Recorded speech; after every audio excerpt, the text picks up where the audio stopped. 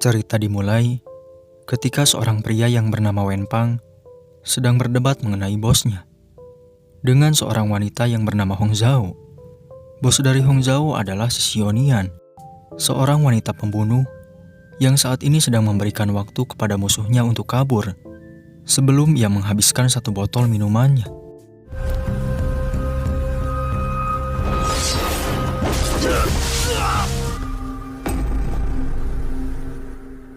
Sementara itu bos dari Wenpang, dia adalah Yan Wuming, yang juga merupakan seorang pembunuh kejam seperti Xionian. Sebagai seorang pembunuh, mereka berdua mempunyai sebuah misi, yang membuat keduanya harus menyembunyikan identitas asli mereka. Yan Wuming saat ini sedang menyamar sebagai seorang dokter, sementara Xionian sedang menyamar sebagai seorang pemilik toko pakaian. Suatu hari saat festival Sang Yuan, Dr. Yan melihat seorang wanita tua penjual bunga didorong hingga terjatuh. Lantas ia pun langsung menolongnya dan membeli satu tangkai bunganya. Sementara Nona Si yang sedari tadi memperhatikan Dr. Yan, ia pun dihampiri oleh Dr. Yan, dan Dr. Yan memberikan bunganya kepada Nona Si, lalu pergi bersama-sama. Ternyata Dr. Yan dan Nona Si sudah saling mencintai dan akan menikah dalam waktu 3 hari lagi. Di festival tahun ini mereka berdua akan menghabiskan waktunya bersama-sama, dan salah satunya adalah mencoba bermain busur panah. Keesokan harinya, Nona Si sedang berdebat dengan pembelinya, karena ia tidak memperbolehkan pembelinya menyentuh gaun pengantinnya yang sangat mahal. Nona Si lalu menyuruh Hong Zhao untuk bertanya kepada Wenpang, apakah gaun pengantin Dr. Yan sudah sesuai dengan ukurannya. Hong Zhao lalu memberitahukan jika ia baru saja mengirimkan gaun pengantin di sebuah kotak tadi pagi. Seketika Nona Si pun terkejut, karena kotak yang dikirim oleh Hong Zhao adalah kotak yang berisi tangan penjahat yang sudah ia patahkan. Di klinik, Dr. Yan baru saja selesai mengobati seorang pria tua. Setelah itu Wenpang memberitahukan jika surat rahasia dari Jin Weishi ia simpan di dalam surat janjian Dr. Yan, dan juga baju pengantinnya dari Nona Si berada di dalam sebuah kotak. Dr. Yan yang melihat ada 2 kotak, ia pun bingung. Lalu Dr. Yan yang akan membuka kotaknya, namun tiba-tiba saja datang Nona Si mencegahnya. Untung saja Dr. Yan membuka kotak yang benar, karena kotak satunya lagi berisi tangan seorang penjahat. Nona Si yang akan pergi, lalu melihat surat Dr. Yan. Namun sebelum dibuka, Dr. Yan mengatakan jika surat itu belum selesai ia tulis, dan pada akhirnya mereka pun harus saling menyembunyikan rahasianya masing-masing.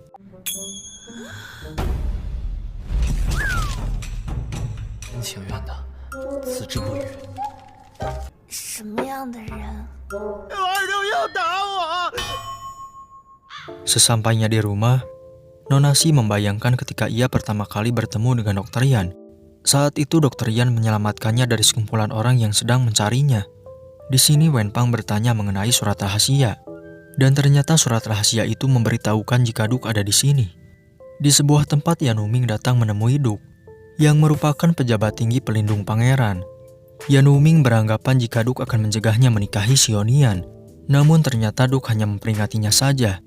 Jika Yan Wuming sudah menikah, maka penyamarannya bisa saja akan terbongkar. Sebagai komandan pasukan penjaga gelap Jin Weishi, Yan Wuming akan sangat membahayakan istrinya jika suatu saat identitasnya sudah terbongkar. Mendengar perkataan Duk semalam, Yan Wuming pun mulai bersikap cuek terhadap Xionian. Xionian yang merasa jika sikap Yan Wuming berubah terhadapnya, ia pun akan menemui Yan Wuming nanti malam. Di malam harinya, Yan Wuming dinasihati oleh Wenpang jika Xionian adalah wanita yang sangat baik, dan tidak seharusnya Yan Wuming menghindarinya terus-terusan. Yan Wuming lalu memberitahukan jika ia sendiri tidak ingin menghindari Xionian, namun ia merasa khawatir jika Xionian terus-terusan berada di dekatnya. Tiba-tiba saja salju pun turun. Yan Wuming menghampiri Xionian dan bertanya sedang apa dia di sini. Xionian menjawab jika ia datang ke sini hanya untuk memberikan payung kepada Yan Wuming, dan sengaja menunggunya di sini karena Xionian sangat menyukainya. Sejak saat itu Yan Wuming pun datang kembali menemui Duk dan memberitahukan jika ia tetap akan menikahi Xionian apapun yang terjadi. Dan apapun bahayanya setelah itu, Yan Wuming tidak akan pernah menyerah untuk melindungi Xionian selama umur hidupnya. Keesokan harinya, Yanuming dan Xionian sedang bersiap-siap karena besok adalah hari pernikahan mereka. Namun saat ini juga, tiba-tiba saja mereka berdua mendapatkan sebuah misi secara bersamaan. Xionian diberikan kode untuk menjalankan misi saat terbangnya sebuah layangan putih. Sedangkan Yanuming diberikan kode untuk menjalankan misi saat sebuah suara mengatakan kata Maltosa. Xionian merasa kesal karena acara besarnya terganggu hanya untuk menjalankan misi. Dan Xionian pun langsung pergi ke tempat saudarinya yang bernama Bao'er. Dia adalah wanita tunanetra seorang pembuat senjata dan juga orang yang memilihkan senjata saat Xionian akan menjalankan sebuah misi. Di kamarnya Bao'er mengoleksi banyak sekali senjata buatannya dan ia memberikan sebuah jepitan rambut untuk misi Xionian kali ini. Karena jepitan ini bisa digunakan untuk membuka kunci apapun. Sementara Yanuming, ia yang diminta diam oleh Wenpang, namun tidak bisa menolak misinya kali ini. Karena misi yang akan ia jalani saat ini sangatlah penting, Yanuming lalu meminta Wenpang untuk menjelaskan sesuatu kepada Xionian, agar ia tidak khawatir kepadanya. Keesokan harinya adalah hari menikahnya Yanuming dengan Xionian. Namun mereka berdua yang ditunggu-tunggu tidak kunjung datang juga.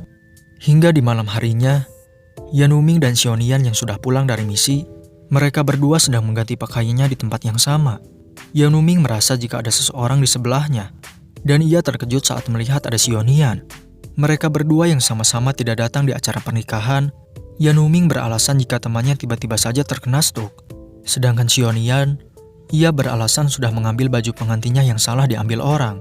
Sementara itu Hongzhao sangat kesal terhadap Yanuming yang tidak kunjung datang, karena ia menganggap jika bosnya sudah sangat menunggu lama. Tiba-tiba saja mereka berdua melihat sebuah lampu menyala di rumah Xionian. Dan ternyata itu adalah Yanuming dan Xionian yang sudah sah menjadi suami istri. Setelah itu mereka berdua yang akan melakukan malam pertama, namun melupakan sesuatu jika di tubuh mereka masih menyimpan sebuah benda saat sebelumnya menjalankan misi.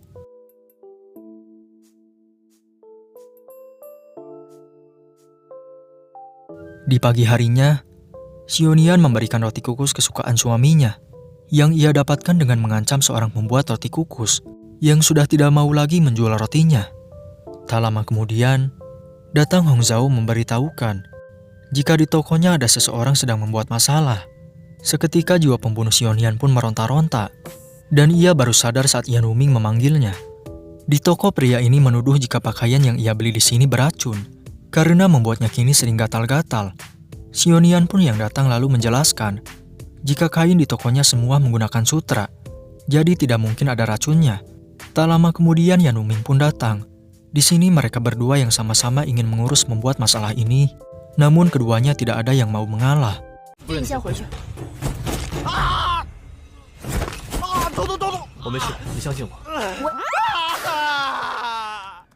Di rumah, Xionian sedang menunggu Yanuming yang pulang terlambat. Ia beralasan jika pasiennya sangat banyak. Namun ternyata, sebelumnya Yanuming telah menemui pembuat masalah tadi untuk mengobati tangannya yang tidak sengaja ia patahkan. Setelah itu Xionian pun izin untuk pergi ke toko. Namun ternyata ia juga datang menemui orang tadi dan mengobati tangan sebelahnya yang juga tidak sengaja ia patahkan. Keesokan harinya, datang dua orang pria ke toko Xionian. Yanuming yang melihatnya terkejut, sedangkan Xionian menganggap jika kedua orang ini adalah seorang penjahat. Namun tiba-tiba saja kedua orang ini memberikan hormat dan memanggil Xionian dengan sebutan kakak ipar, karena mereka berdua mengaku sebagai adik sepupu dari Yanuming. Mereka adalah Xin Wuliang dan satu lagi Jiao Wuli. Ternyata mereka berdua sebenarnya adalah bawahan dari Yanuming yang melaporkan jika peta pertahanan kota telah menghilang. Xionian yang datang, Wuli dan Wuliang pun memberikannya sebuah hadiah pernikahan. Namun Xionian tidak menerimanya, karena ia sangat buru-buru saat melihat layangan putih terbang di udara. Dan ia juga meminta suaminya agar mengajak kedua sepupunya untuk pergi jalan-jalan. Seperti biasa, Xionian sebelum menjalankan misi datang dulu ke kamar Bao'er. Dan Yanuming di rumahnya didatangi oleh seorang wanita yang berpakaian seperti istrinya. Namun Yanuming mengetahui jika wanita ini sedang menyamar. Orang ini yang tidak mau dibunuh lalu mengatakan jika peta pertahanan kota setengah jam yang lalu telah dicuri oleh seorang wanita. Seketika Yanuming pun terkejut karena mendengar ada seseorang yang telah mengalahkannya. Ia pun yang lengah berhasil dilempari bubuk jeruk nipis ke matanya. Saat mengobati matanya, Yanuming melihat seorang wanita menggunakan gaun yang sama seperti penyamar tadi. Lantas ia pun langsung mengikutinya. Dan ternyata itu adalah Xionian, istrinya sendiri. Xionian yang melihat ada bubuk jeruk nipis di pakaian suaminya, ia pun bertanya. Namun sebelum Yanuming menjawab, tiba-tiba saja datang Wenpang menghampiri mereka. Dan ia akan memberitahukan rahasia dari Yanuming. Yanuming yang kesal, Wenpang ternyata tidak memberitahukan rahasianya. Namun ia mengatakan jika Yanuming selama ini diam-diam pergi ke tempat bela diri untuk berlatih.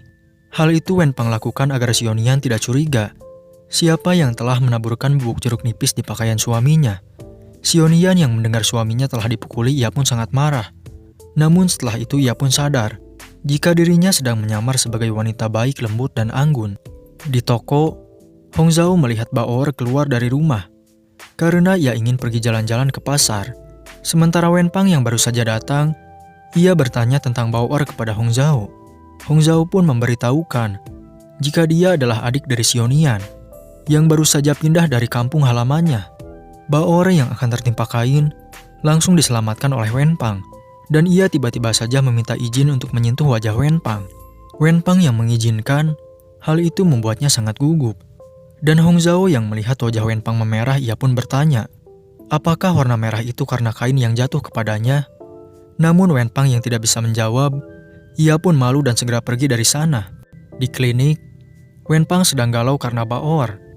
Yanuming yang melihatnya pun merasa jika sikap Wenpang berubah setelah pulang dari toko kain. Wenpang pun lalu menjelaskan jika di sana seorang gadis yang bernama Baor telah menyentuh kulit wajahnya. Yanuming pun lalu memberitahukan jika Baor mempunyai penglihatan yang buruk. Maka dari itu setiap benda atau orang yang ia temui pasti akan ia sentuh. Sementara Baor, ia sedang mendengarkan curhat dari Xionian.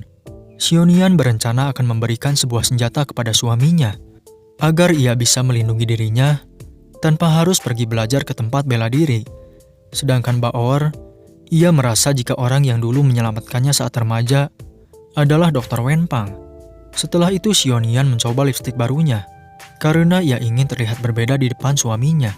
Namun Yanuming yang melihat istrinya merasa tidak ada perbedaan sama sekali.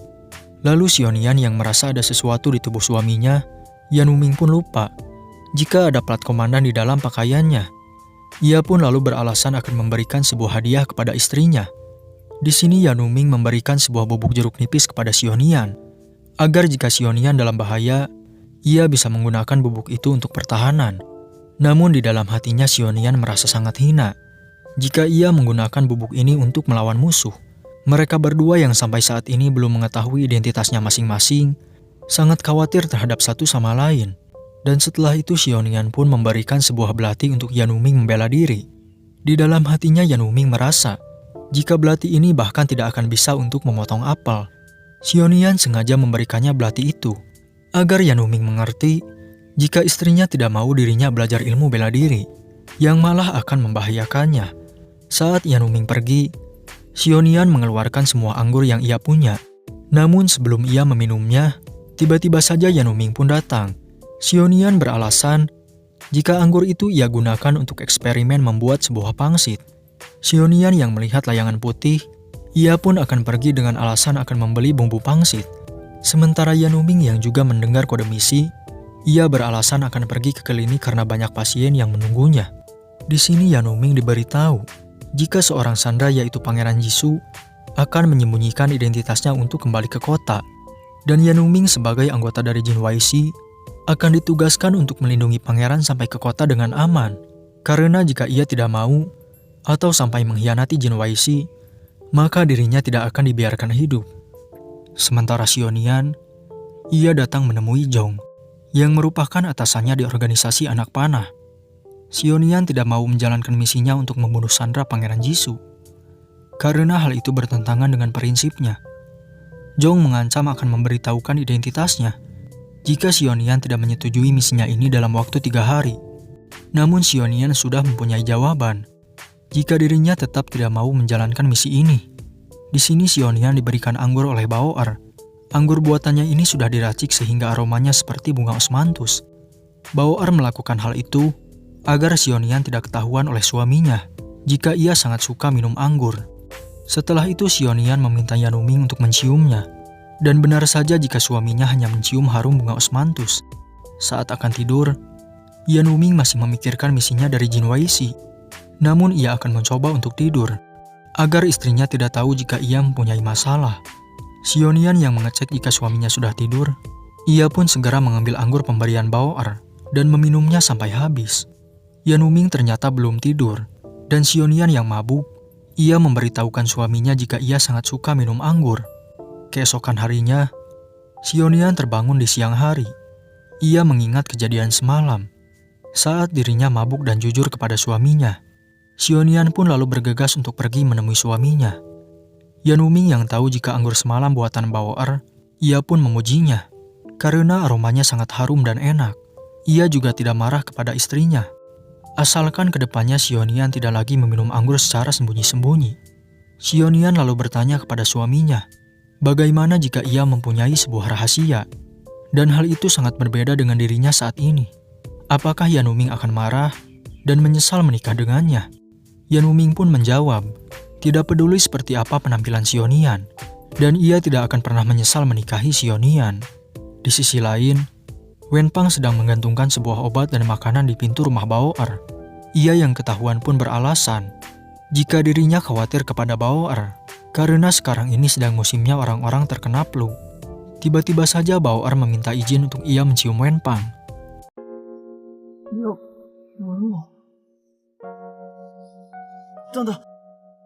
Di klinik, Wenpang sedang memikirkan apa sebenarnya tujuan Bao'er. Karena baru saja 2 kali bertemu, ia sudah ingin mencium Wenpang. Yanuming yang tahu Wenpang sedang memikirkan Bao'er, ia pun memberikan saran agar Wenpang bertanya saja kepada Bao'er. Dan jika Wenpang menyukai Bao'er, maka Yanuming akan meminta Xionian agar Wenpang bisa menikah dengan Bao'er. Di pasar, Xionian dihentikan oleh seorang wanita penjual layangan yang bernama Bibi Hong.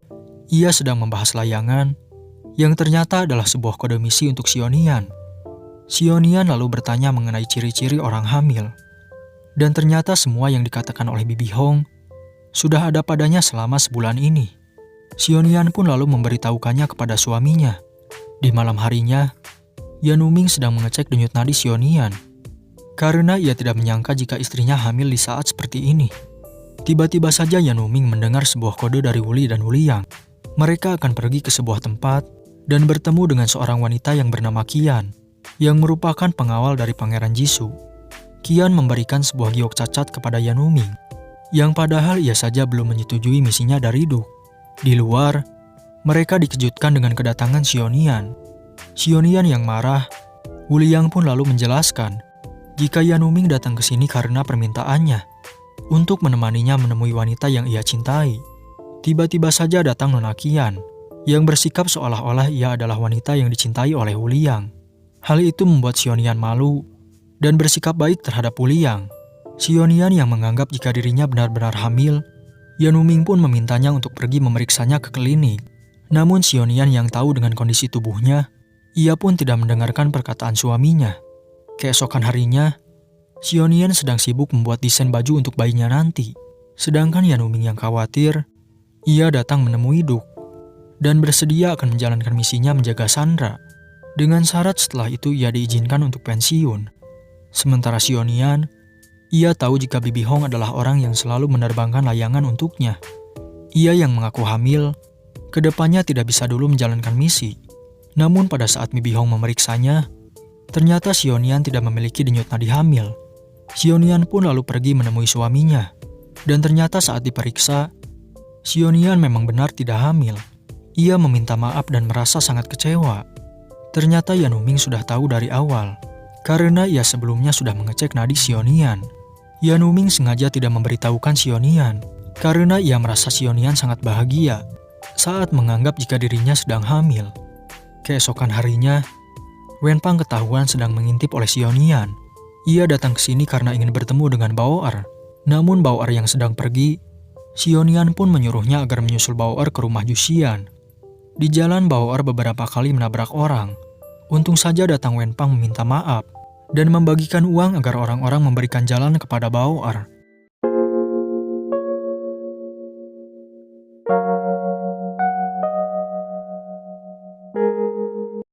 Di klinik, Yanuming sedang diancam oleh penjahat karena ia tidak bisa menyatukan tangan orang lain kepada tangan si penjahat yang sudah lama patah. Tak lama setelah itu datanglah Xionian. Penjahat ini ketakutan saat melihat wanita di hadapannya. Ternyata orang yang telah memotong tangannya. Di sini Xionian memberikan sebuah kunci rumah kepada Bao-er. Karena setelah ia melihat kejadian di klinik, Xionian sangat khawatir terhadap Yanuming dan Bao-er. Dan Xionian memberikan kunci itu, berharap jika suatu saat Bao-er menikah, ia bisa tinggal di rumah Xionian yang ada di pinggiran kota. Di malam harinya Xionian datang menemui Zhong. Ia memutuskan akan menerima misinya kali ini. Dengan syarat setelah itu, ia tidak akan lagi menjadi anggota dari anak panah.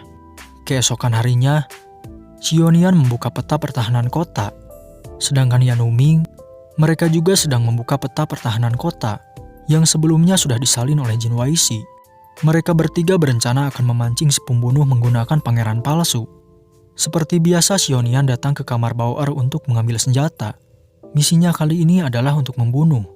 Maka dari itu Xionian berencana akan membunuh Sandra dengan satu kali serangan. Bao-er pun lalu memberikannya sebuah senjata 3 jarum mematikan. Di tempat tidur, Yanuming dan Xionian tidak terlalu memikirkan tentang misi mereka. Namun yang mereka pikirkan adalah khawatir terhadap satu sama lain. Seperti biasa mereka berdua yang akan menjalankan misi akan pulang cukup lama karena alasan untuk bisnis. Keesokan harinya Yanuming sudah siap membuat umpan, dan Xionian sebagai targetnya sudah mengintai dari jauh. Di malam harinya Xionian berencana akan beraksi. Ia menganggap jika semua penjaganya tidak berguna, dan yakin akan pulang lebih cepat untuk makan malam.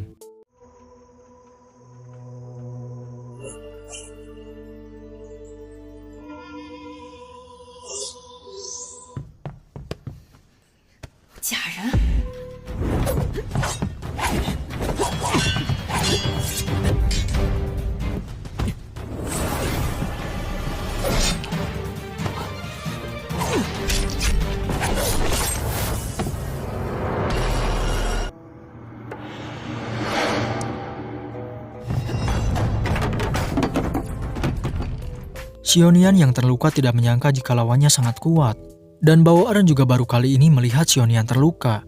Di sisi lain, Yanuming pun sedang diobati oleh Wu Liang.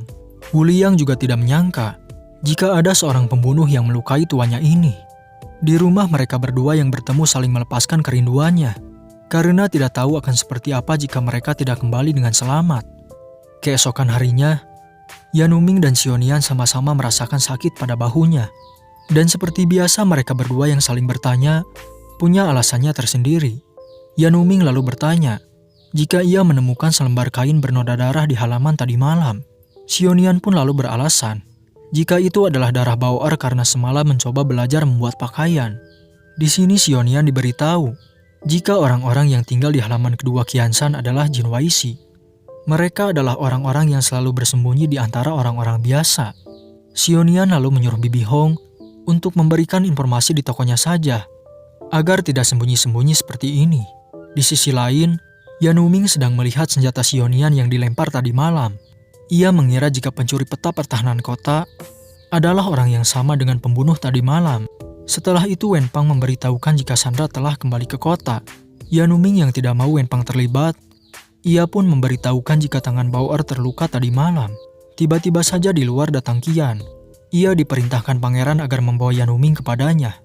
Yanuming meminta pangeran agar pindah dari sini, karena tempat ini sudah diketahui oleh anggota anak panah. Namun pangeran yang sudah merasa nyaman, Yanuming pun akan mengirimkan lebih banyak orang untuk menjaga pangeran agar tetap aman. Di sisi lain, Wenpang datang sembunyi-sembunyi menemui Bao-er. Ia melihat jika tangan Bao-er tidak terluka sama sekali. Bao-er yang menyadari keberadaan Wenpang, ia pun bertanya, apakah Wenpang memiliki bekas luka di bahu kanannya? Karena Bao-er ingin memastikan apakah Wenpang adalah seseorang yang telah menolongnya 10 tahun lalu. Bao-er pun yang sudah memastikan, lalu mengajak Wenpang untuk pergi ke opera besok malam. Xionian yang sedang mengukur tubuh Yanuming, ia tidak sengaja memegang bahunya yang masih sakit. Mereka pun tidak sengaja mencoba gerakan seperti sedang bertarung.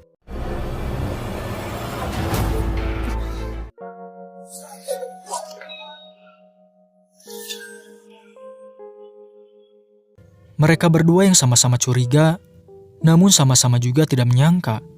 Keesokan harinya Wenpang memberitahukan jika Bao menganggapnya adalah orang yang telah menolongnya 10 tahun lalu. Tapi sebenarnya bekas luka di bahu Wenpang baru ada 2 tahun lalu. Wenpang pun yang merasa dirinya berbohong. Yanuming mengusulkan agar memberitahukannya kepada Bao. Yanuming lalu memberikan obat kepada Wenpang untuk diberikan kepada Bao yang tangannya sedang terluka. Namun Wenpang memberitahukan jika tangan Bao tidak terluka sama sekali. Yanuming pun lalu segera pergi untuk memastikan. Ia datang sembunyi-sembunyi ke rumah Bao dan melihat di kamar Bao banyak sekali sebuah senjata. Pada akhirnya Yanuming pun menyadari jika istrinya adalah seorang pencuri peta yang merupakan seorang pembunuh. Sedangkan Xionian, ia juga melihat pakaian suaminya dan noda darah di bahunya dan menemukan sebuah kotak yang berisi senjatanya. Yanuming yang datang beralasan jika itu adalah barang pasiennya yang tertinggal. Di sini Yanuming bertanya kepada Wenpang, jika suatu saat ia mengetahui bahwa Bao tidak seperti sekarang ini, apakah Wenpang masih mencintainya? Wenpang pun lalu menjawab iya, karena sejak ia memilihnya, maka dari itu Wenpang harus menerima semua keadaannya. Wenpang yang melihat senjata 3 jarum, ia menganggap jika itu milik Xionian, karena tidak ada lagi orang yang bisa menggunakan jarum sehebat Xionian. Di sini mereka bertiga sedang membuat rencana untuk menangkap wanita pembunuh itu. Wenpang yang juga ingin ikut melindungi pangeran, namun tidak diperbolehkan. Di luar tiba-tiba saja datang Xionian. Ia langsung mengajak suaminya untuk pergi jalan-jalan ke pasar malam.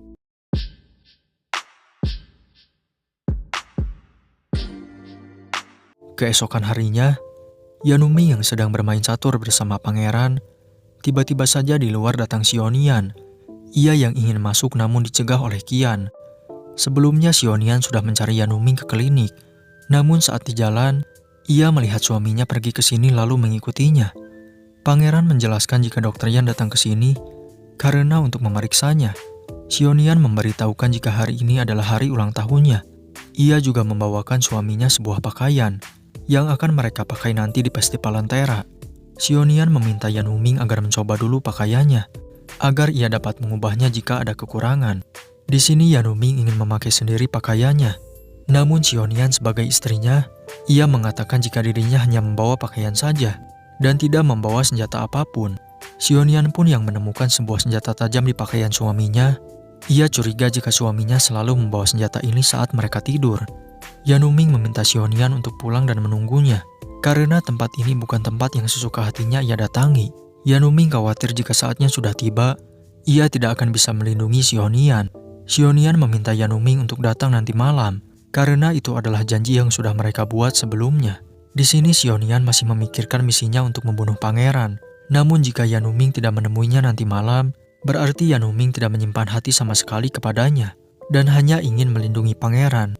Di malam harinya, Yanuming masih bermain catur bersama pangeran. Pangeran mengingatkan jika malam ini adalah hari ulang tahun istrinya.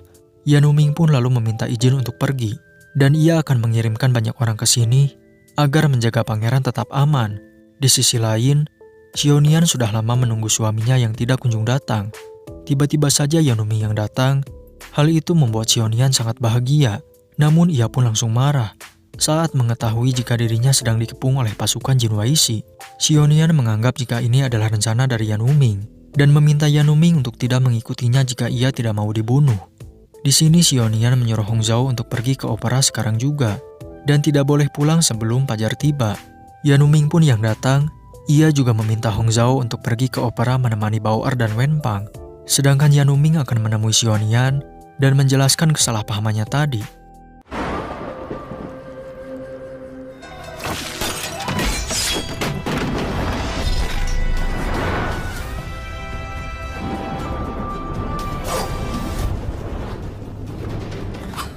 Di luar, Bibi Hong yang datang lalu menawarkan Maltosa kepada Hongzhou, dan ia mendengar jika di dalam Xionian dan Yanuming sedang bertarung.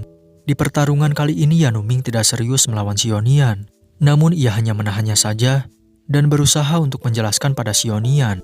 Xionian tidak menyangka jika suaminya benar-benar tidak lemah, namun sebaliknya ia ternyata sangat kuat. Xionian yang sudah mulai tenang, Yanuming menjelaskan jika ia tidak menyuruh orang-orang tadi, karena kedatangannya ia ke sini hanya untuk menepati janjinya menemui Xionian di hari ulang tahunnya.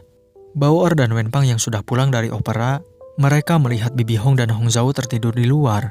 Lalu mereka semua yang masuk ke dalam, melihat tempat ini sudah sangat berantakan sekali.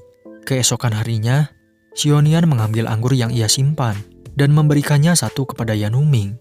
Xionian jujur jika ia merasa sangat sulit ketika menikah dengan Yanuming, karena ia harus berpura-pura lembut, berbudi luhur, bermartabat, dan juga murah hati. Ia merasa dunia ini bagaikan sebuah neraka, karena hal itu sangat bertentangan sekali dengan sikapnya. Sedangkan Yanuming, ia tidak mempunyai masalah yang sulit saat menikah dengan Xionian, karena ia sudah menjadi dirinya sendiri. Mereka berdua pun lalu saling bertukar cerita.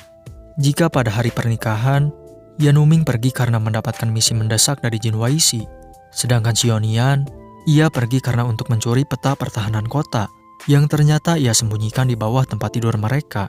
Keesokan harinya, Hong Zhao dan lainnya sedang beres-beres.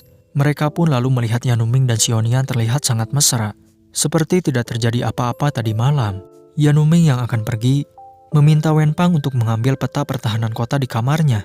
Sedangkan Bao'er, ia ingin memberitahukan rahasianya kepada Wenpang dan memintanya untuk datang ke rumahnya setelah ini. Di rumah Bao'er, Wenpang juga akan memberitahukan rahasianya terlebih dahulu. Jika ia sebenarnya bukan orang yang menyelamatkannya 10 tahun lalu, karena bekas luka di bahunya baru ada 2 tahun lalu. Bao'er yang mendengarnya sudah tahu, karena saat ia memegang luka Wenpang, ia tahu jika luka Wenpang berbeda dengan orang yang menolongnya dulu. Dan alasan Bao'er mengajak Wenpang ke opera, karena ia ingin membalas kebaikan Wenpang, yang secara sembunyi-sembunyi ia lakukan kepadanya. Bao'er pun lalu menunjukkan kamarnya kepada Wenpang. Wenpang terkejut karena Bao'er memiliki rahasia yang sangat besar. Di luar, Yanuming dan Xionian sudah kembali dari jalan-jalannya. Mereka pun lalu diberitahu Hong Zhao jika Wenpang pergi ke rumah Bao'er dan sampai saat ini belum keluar juga. Mereka pun langsung pergi ke rumah Bao'er dan mendengar teriakan Wenpang di kamar Bao'er. Ternyata Wenpang berteriak karena ia khawatir saat Bao'er memegang senjatanya yang sangat tajam.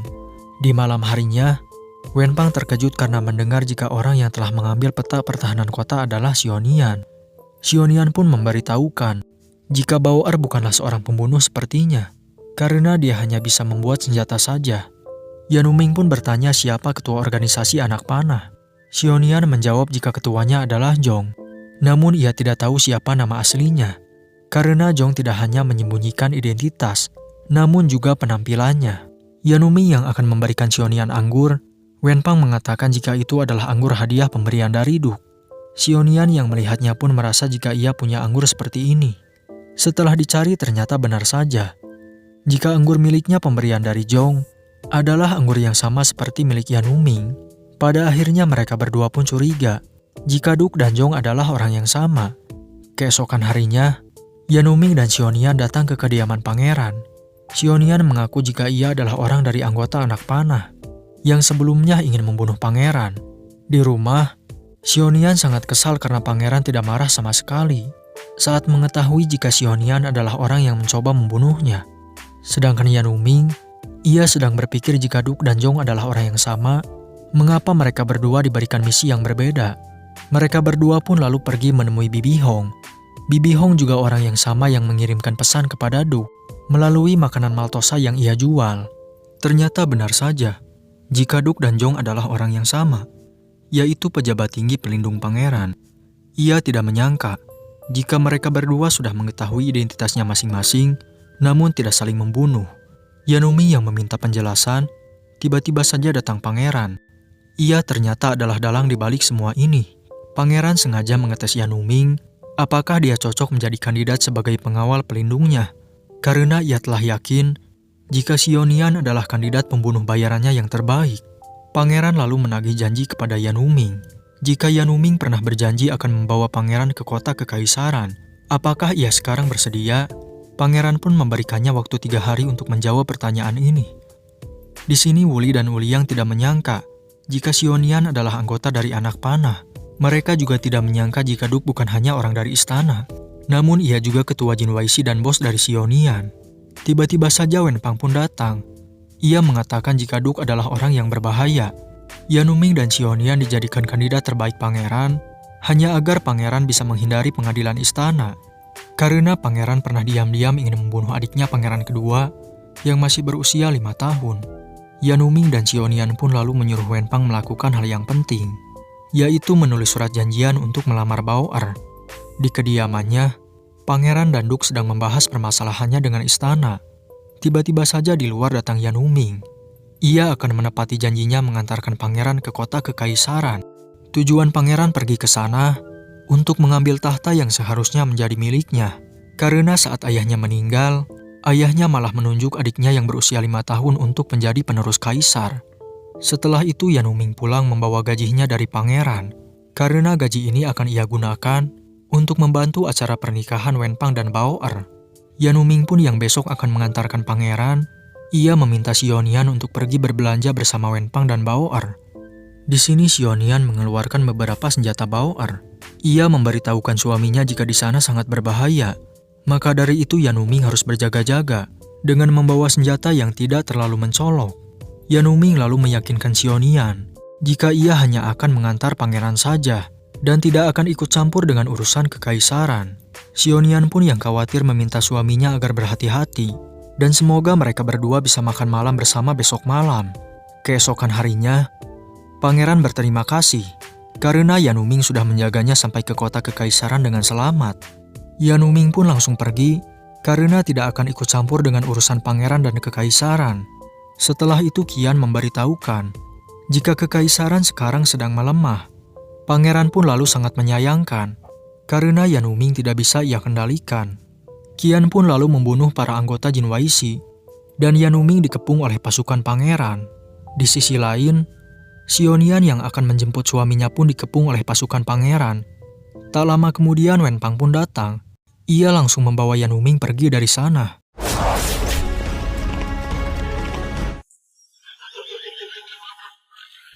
Wenpang yang tertusuk panah ia bangga karena hal yang dilakukannya ini adalah hal yang terpenting untuk membantu Yanuming. Yanuming yang akan membawa Wenpang kepada Bao-er, namun ternyata Wenpang tidak apa-apa. Karena di tubuhnya kebetulan ada plat besi yang akan ia berikan kepada Bao-er. Dan mulutnya yang berdarah, dikarenakan ia sebelumnya berlari sampai terjatuh. Wenpang memberitahukan jika sebelumnya Xionian pergi untuk menjemputnya. Namun Yanuming yang tidak bertemu, ia pun khawatir dan pergi untuk mencarinya. Di sisi lain, Bao-er di pasar sedang mencari-cari keberadaan Wenpang.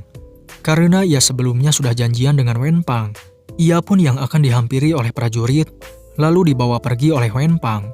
Di malam harinya, Yanuming masih mencari-cari keberadaan Xionian. Namun setelah itu ia pun diserang oleh seseorang. Sementara Xionian, ia sedang mencari keberadaan Yanuming di kediaman pangeran. 1 bulan pun telah berlalu. Qian memberitahukan jika sampai saat ini, ia masih belum menemukan Yanuming. Pangeran pun memberitahukan jika Yanuming sudah meninggal. Dan pangeran meminta Qian agar membuatkan batu nisan untuk Yanuming. Di sisi lain, Wenpang dan lainnya sedang menggali kuburan Yanuming. Namun ternyata kuburan itu kosong, karena tidak ada apa-apa di bawahnya. Wenpang yakin jika tuannya masih hidup. Bao-er juga meyakinkan Xionian jika Yanuming pasti akan baik-baik saja. Xionian pun meminta Wenpang untuk mengantarkan Bao-er pulang, karena ia akan mencari keberadaan suaminya dan pasti akan menemukannya jika Yanuming memang masih hidup. Di sini Xionian membayangkan ketika ia bersama dengan Yanuming. Saat itu adalah hari festival Sang Yuan. Namun sekarang di hari yang sama, ia pergi sendiri tanpa ditemani oleh suaminya. Di festival tahun lalu mereka berdua telah membuat janji akan pergi bersama-sama setiap tahun untuk menghabiskan waktunya di sini bersama-sama. Xionian juga bermain busur panah dan berharap ada Yanuming menemaninya.